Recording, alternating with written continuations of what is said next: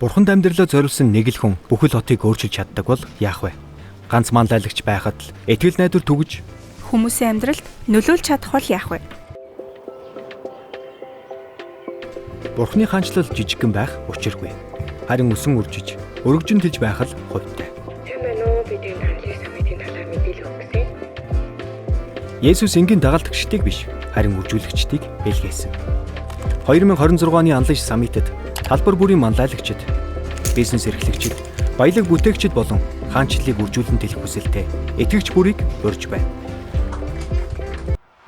Хамтдаа төсөөлж хаанчлалыг үржүүлэгчид болцгоё.